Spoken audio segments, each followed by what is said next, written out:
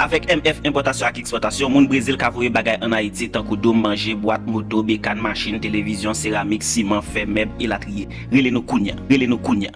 Gade zanmim, map don ti bagay, tande bien, met zore ou la pou ta desam brazo la.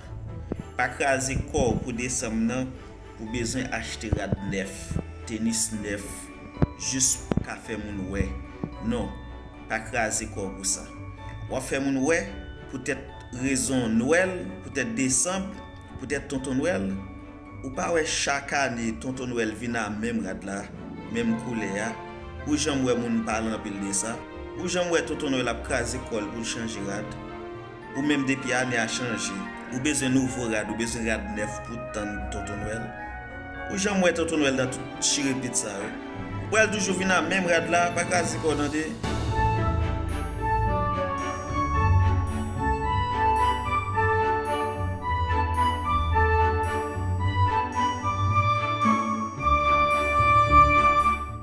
Avec MF importation ak exportation, moun Brésil ka voye bagay en Haïti tant que dom manger, boîte, moto, bécane, machine, télévision, céramique, ciment, fer, meuble, élatrier. Rele nou kounya.